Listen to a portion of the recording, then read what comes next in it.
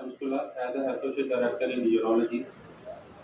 So the topic for today is urine problem after the age of 50. तो अगर हम बात करें मेल्स में मोस्ट कॉमन जो प्रॉब्लम फील करते हैं after the age of 50 is गदूद की प्रॉब्लम, जिसको हम इंग्लिश में प्रोस्टेट बोलते हैं। तो जो प्रोस्टेट प्रॉब्लम है ये उम्र के साथ बढ़ती है। प्रोस्टेट हर एक इंसान में होता है, हर एक मेल में होता है, और जैसे फीमेल्स में यूट्रस है, मेल में प्रोस्टेट। तो प्रोस्टेट हर एक में है। क्या वो प्रॉब्लम करता है या नहीं करता, इट वेरीज। ये पक्का नहीं है कि उसको किसी को प्रॉब्लम आएगी या नहीं आएगी। तो the incidence of prostate problem is almost 50% at the age of 60 and it is almost 88% at the age of 80। उम्र के हिसाब से ये बढ़ना ही है। क्या हम प्रोस्टेट को प्रिवेंट कर सकते हैं? नहीं, प्रोस्टेट को हम प्रिवेंट नहीं कर सकते। जैसे उम्र के साथ निगाह कमज़ोर होना, आंखों का चश्मा लग जाना या बाल सफ़ेद हो जाना, उसको हम नहीं रोक सकते। ऐसे ही हम प्रोस्टेट को बढ़ने से नहीं रोक सकते। पर prostate problem can be treated and this is not a cancer. Prostate problem जो है वो कैंसर नहीं होता। प्रोस्टेट कैंसर की भी एक बीमारी है जो कि टोटली डिफरेंट है। उसकी भी प्रेजेंटेशन प्रोस्टेट बिनाइन की तरह हो सकती है, पर अगर हम सिर्फ बीपीएच के लिए बात करें, बिनाइन प्रोस्टेटिक हाइपरप्लेजिया, ये कैंसर नहीं है। तो ये डायग्राम है जो शो कर रहे थे। ये बाउंड्री है पेशाब की थैली की, bladder, and this is prostate, yellow, orange and pink, and this part is urethra, पेशाब का रास्ता जिससे पेशाब निकलता है। तो जब प्रोस्टेट बढ़ता है तो वो क्या करेगा, इस पेशाब के रास्ते को रोक देगा, इसको कंप्रेस करेगा। तो मरीज को क्या फील होगा कि मेरा पेशाब में जोर लगा रहा हूँ पर वो खुल के नहीं आ रहा, मैं रात को बार बार उठ रहा हूँ, पेशाब की धार नहीं बन रही, बूंद बूंद करके आ रहा। ये नॉर्मल है पिक्चर, जिसमें this is the urinary bladder, पेशाब की थैली, प्रोस्टेट एंड सेंटर में से पेशाब का रास्ता निकलता है। बेसिकली जो पेशाब का रास्ता जिसको हम यूरेथ्रा बोलते हैं वो गदूद के थ्रू होकर निकलता है। इसी कारण से जब वो बढ़ जाता है तो उसको बुरी तरह से बंद कर लेता है। इस कारण से पेशाब की थैली में चेंजेस आने शुरू हो जाते हैं। ये चेंजेस क्या हो सकते हैं? Elongation of the urethra, circulation and curvulation in the bladder. तो जब ऐसी प्रॉब्लम आती है तो क्या होएगा, पेशाब का जो यूरिन है वॉल्यूम वो खाली नहीं हो पाएगा। जब वो खाली नहीं होगा तो अंदर पानी खड़ा होगा। जब पानी रुकेगा तो कहते हैं ना, खड़े पानी में जैसे मच्छर पैदा होते हैं, तो it will cause infection and stone formation.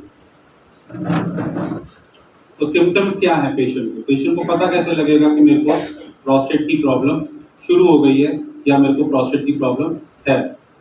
First is frequency, पेशाब बार बार जाना। अभी पेशाब किया, आधे घंटे पे फिर जोर पड़ा कि अभी तो करके आया था, अब फिर मेरे को लग रहा है कि मेरे को जाना पड़ेगा।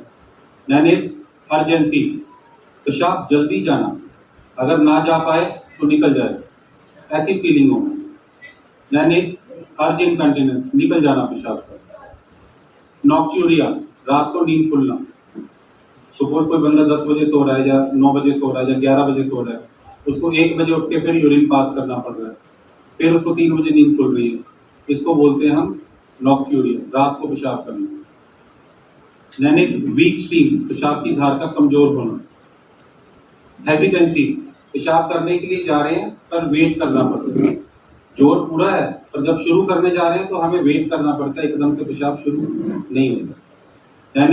ड्रिबलिंग, पेशाब की बूंदें निकल जाना। ट्रैवल कर रहे हैं कहीं पे, रास्ते में गाड़ी रोकिए, मेरे को तो पहले पेशाब करना है, या पेशाब की थैली खाली ना होने से वो भरी हुई लगे, मरीज कह रहा है मैं ठीक हूँ, मेरे को तो कोई प्रॉब्लम नहीं, और जब एग्जामिन करते हैं तो ये फ्लावट नजर आती है, या उसको पेशाब की पाइप लगानी पड़ जाए या डाइपर लगाना पड़े कि लीक हो रहा है। दीज आर सर्टेन इंडिकेशंस के पेशेंट को यूरोलॉजिस्ट से विजिट करना चाहिए, उसको दिखाना चाहिए, इसको इग्नोर नहीं करना चाहिए। कॉजेज ऑफ LUTS का पूरा नाम है lower urinary tract symptoms.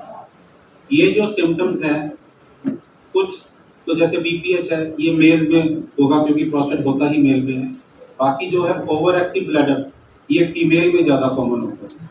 Female middle age 30 to 60 इस एज ग्रुप में यूरिन का जोर पड़ना, बार बार जाना, बूंदे निकल जाना या उठ के बाथरूम तक जा रहे हैं और इतना तेज प्रेशर होता है कि वो निकल जाता है। यानी infection of the prostate, prostatitis, infection of the urethra, urethritis, foreign body कोई स्टोन बन जाना रास्ते में, पेशाब की थैली में या पेशाब के रास्ते में स्टोन का बन जाना, यानी ब्लैडर कैंसर या कोई नस, रीढ़ की हड्डी की नस दब गई है उस कारण से भी ये सिम्टम्स सारे हो सकते हैं। But the most common cause is prostate. Then the risk factor कि क्या क्या कारण है जिसमें ये प्रॉब्लम होती है और ये बढ़ती है। फर्स्ट इज एज, जैसे अभी मैंने आपको बताया कि उम्र के हिसाब से ये प्रॉब्लम बढ़ जाती है। अगर कोई 40 साल का इंसान है उसको ये चीज़ कभी फील नहीं होगी कि उसको यूरिन में कोई प्रॉब्लम है, और अगर कोई 60-70 ईयर का है उसको डेफिनेटली कुछ ना कुछ वो चीज़ रहेगी, और चाहे वो उसको सोचता है चाहे उसके बारे में नहीं सोचता है। यानी प्रोस्टेट वॉल्यूम, अगर किसी का प्रोस्टेट 40 ग्राम है, किसी का प्रोस्टेट 100 ग्राम का है, किसी का 150 ग्राम है, तो साइज भी मैटर करता है। ज़्यादा बड़ा प्रोस्टेट ज़्यादा चांसेस है कि पेशाब रुक सकता है। PSA लेवल, PSA एक ब्लड टेस्ट होता है जो हम प्रोस्टेट पेशेंट में करवाते हैं to rule out cancer possibility. पर ये PSA लेवल प्रोस्टेट साइज के हिसाब से भी ऊपर नीचे होता है। सपोज किसी का प्रोस्टेट साइज है 50 ग्राम, उसका PSA वेरी करेगा 0.5 to 1.2। अगर किसी का प्रोस्टेट साइज है 150 ग्राम, उसका PSA वेरी करेगा 1 to 2.5। इस रेंज में वो वेरी करते हैं। Then the severity of the symptoms, maximum flow rate and PVR। PVR is पेशाब करने के बाद कितना यूरिन पीछे बच जाता है। But the most serious complication of this problem is retention, पेशाब रुक जाना और दर्द होना साथ में। अब main question is when should BPH be treated, इसे हमें ठीक कब करना चाहिए। First is when the symptoms are severe enough which is affecting the quality of life of the patient। Patient कहता है आके डॉक्टर साहब मैं इस चीज़ से तंग हूँ, मैं इसे बेटर चाहता हूँ, कुछ कीजिए ताकि मेरी लाइफ बेटर हो जाए। दिस इज इंडिकेशन कि हमें उसको ठीक करना है, चाहे वो दवाई के रास्ते चाहे वो ऑपरेशन के रास्ते। And the second thing is complication. इस प्रोस्टेट के बढ़ने से अगर बॉडी में कुछ चेंजेस आ गए हैं, कोई कॉम्प्लिकेशंस आ गई हैं, that are the absolute indication कि उस पेशेंट को ऑपरेशन की जरूरत है। तो कॉम्प्लिकेशन क्या हो सकती है इस प्रोस्टेट के बढ़ने से? रिटेंशन, पेशाब रुक जाना।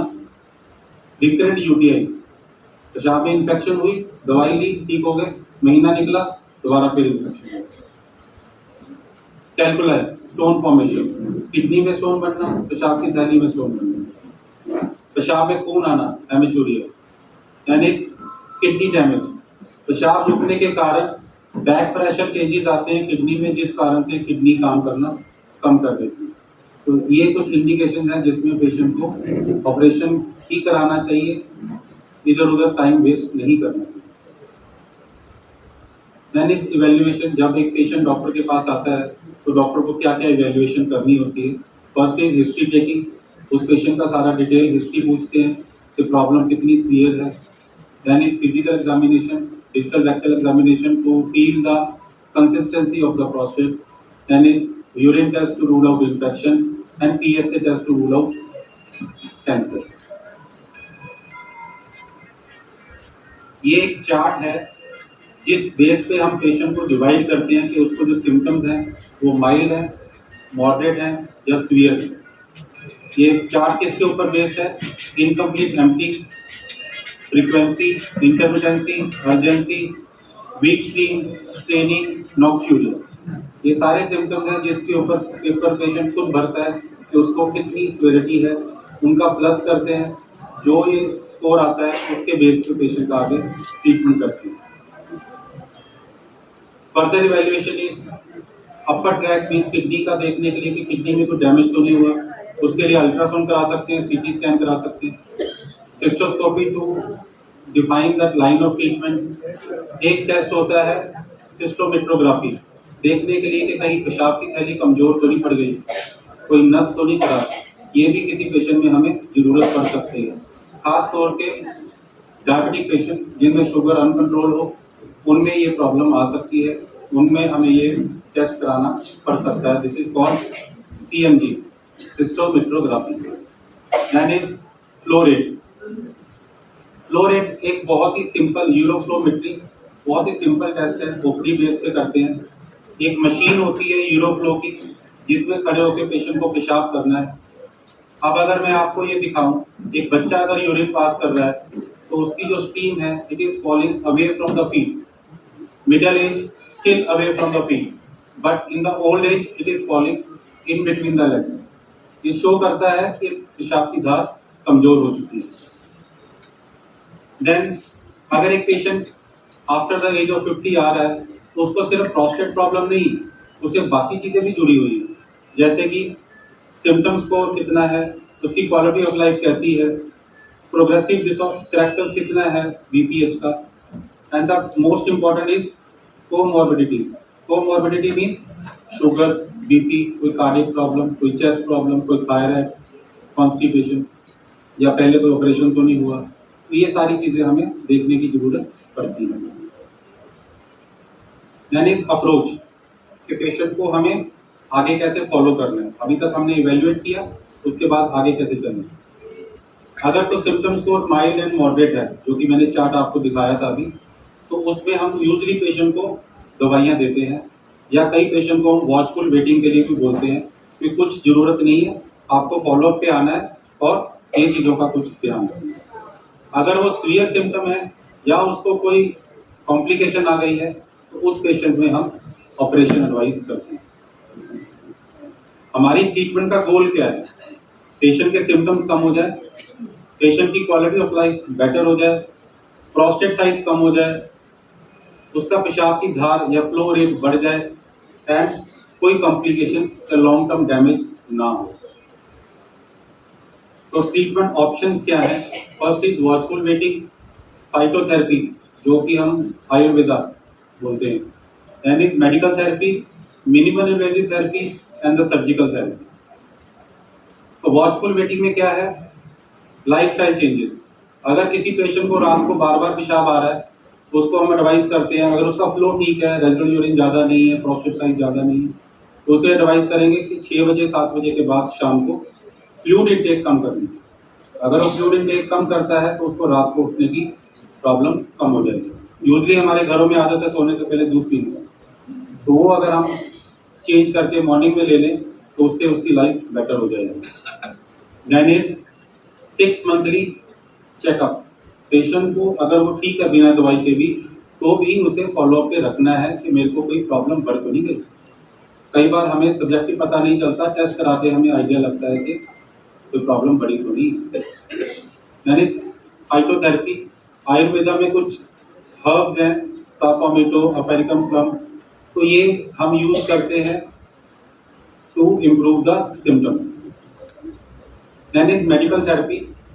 मेडिकल थेरेपी में 2 तरह की ड्रग्स हैं, alpha blocker, androgen reductase inhibitor, and combination of these two, and the fourth is PDE5 inhibitor। तो अल्फा ब्लॉकर क्या करता है? अल्फा ब्लॉकर जैसे कि हम बात करें टेम्परोसिन, जिसके ब्रांड नेम यूरीमेट, टेम्लोसेप या अलग अलग नाम से आते हैं, तो ये पेशेंट को रिलीफ देता है फ्लो में, rapid relief of the symptoms. और 5 अल्फा रिडक्टेज जैसे डूटास्टाइल, फेनेस्टाइल, ये देता है पेशेंट को कि over a period of time उसका प्रोस्टेट साइज कम करता है। साइज अगर कम हो जाए और फ्लो बढ़ जाए तो पेशेंट को बेटर महसूस होता है। बट द थिंग इज कि कॉम्बिनेशन यूज किस में करना है।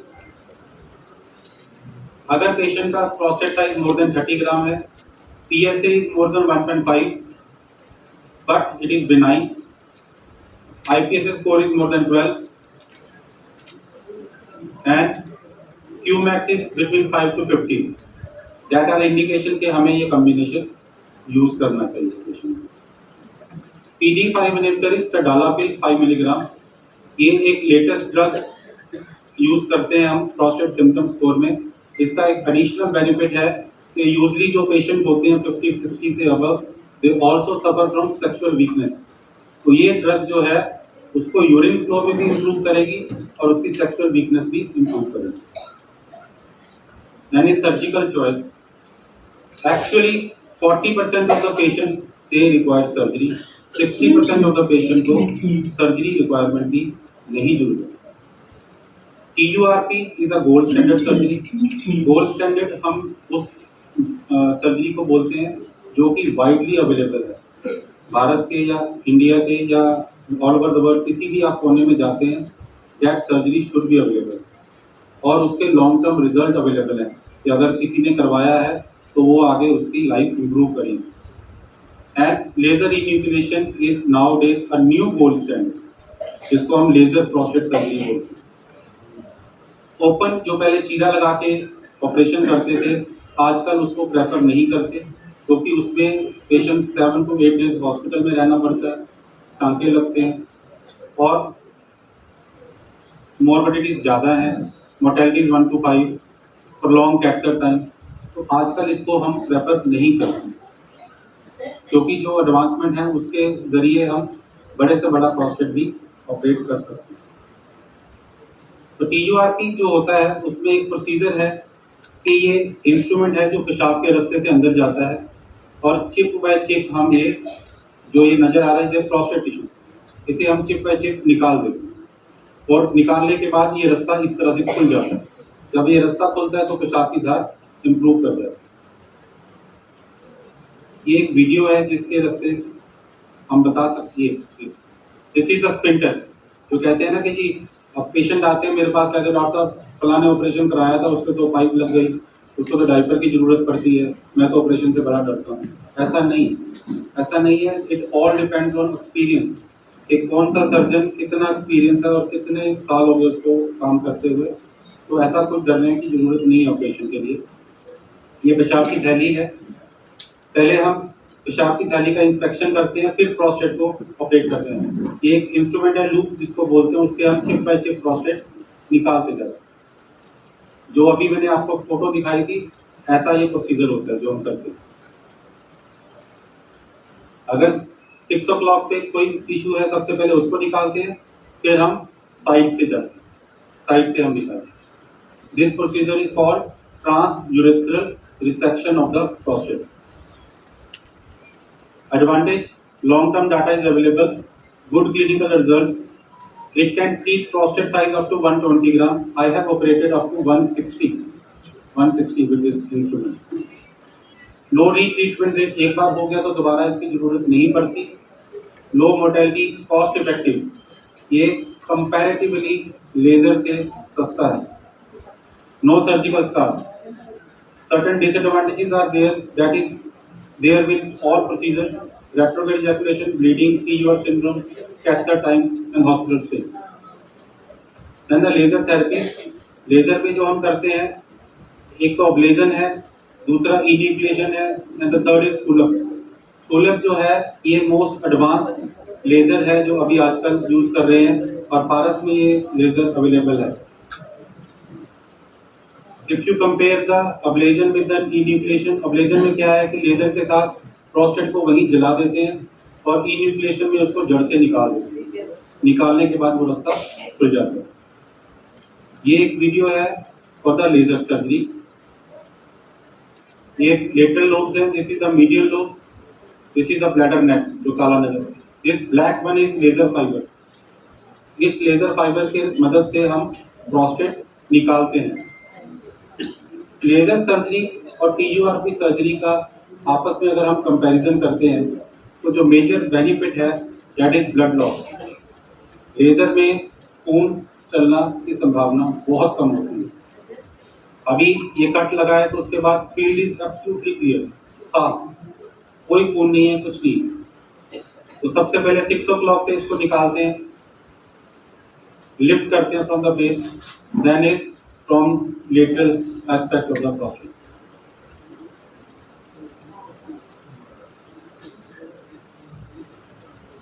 ये सारा निकाल के हम यूरिनरी ब्लैडर में पुश करते हैं, तो विद द हेल्प ऑफ मॉर्सिलेटर हम इस टिश्यू को बाहर निकाल दें। ये अब 12 o'clock पे हमने शुरू किया, इंसिजन जाता है और ऑल अराउंड उसको हम मोबिलाइज करके निकालते हैं।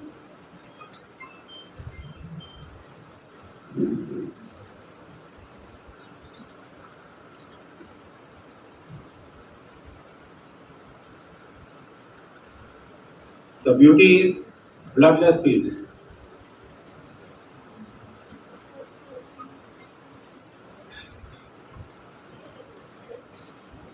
ये प्रोसीजर मैं एक्चुअल में कर रहा हूँ। This is the medial lobe of the prostate, this blue is a laser fibre. Medial lobe को हम सेंटर से उठा रहे हैं और जैसे कि मैंने दिखाया था कि कोई खून नहीं चल रहा, वैसे ही the picture is absolutely clear. ये वाइट टिश्यू जो है प्रोस्टेट का है, ये बेस से उठता जाता है और इसको हम पुश करते हैं टुवर्ड द ब्लैडर। ये दिस इज ब्लैडर।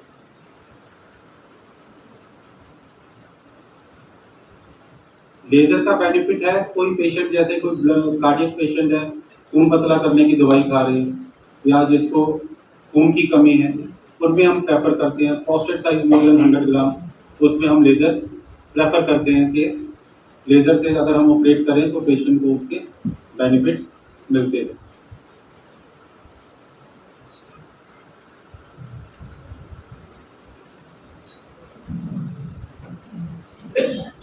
ऐसे ही ये जो प्रोसीजर है स्टोन के लिए भी हम यूज करते हैं, लेजर सर्जरी फॉर स्टोन।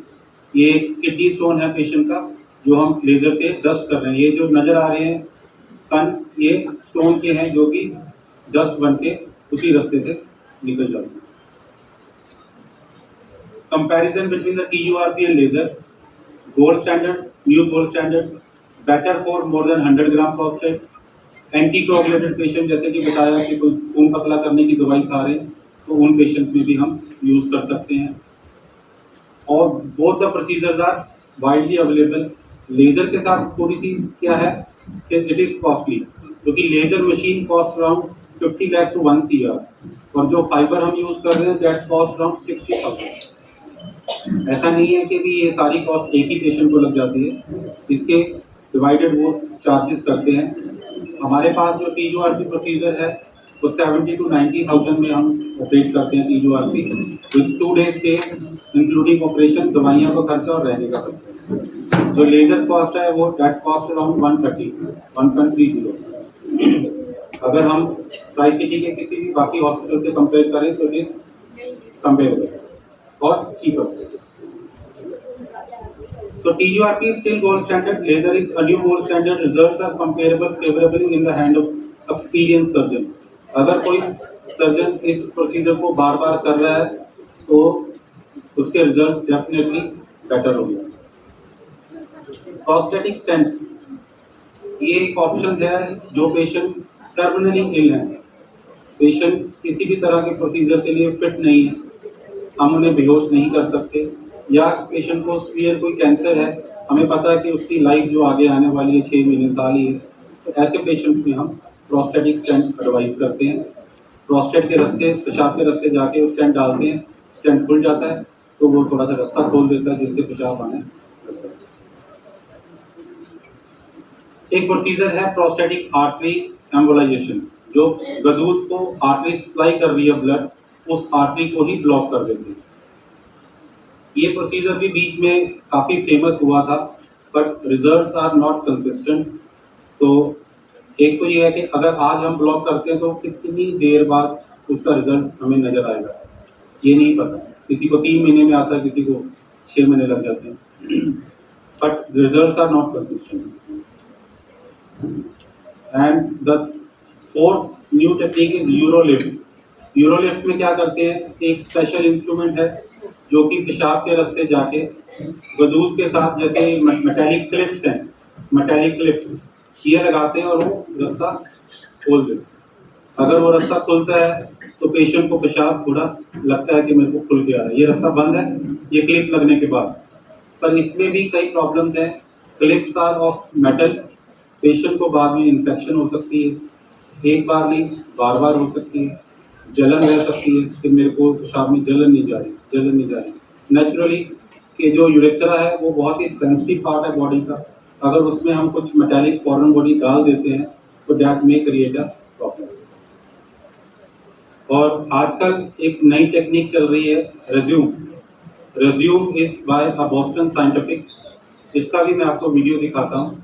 इसमें क्या है कि एक स्पेशल इंस्ट्रूमेंट होता है जो पेशाब के रास्ते से हम जाते हैं, दिस इज अ प्रोस्टेट, ये एक इंस्ट्रूमेंट है या गन बोलिए जिसको, इसमें इलेक्ट्रोड होता है, उस इलेक्ट्रोड से हम वाटर थेरेपी देते हैं टू द प्रोस्टेट, जिससे 9 सेकंड्स के लिए हम ये देते हैं, 9 सेकंड्स के लिए, जिससे कि ये prostate over a period of time सुपर जाता है उस वेपर थेरेपी के जरिए।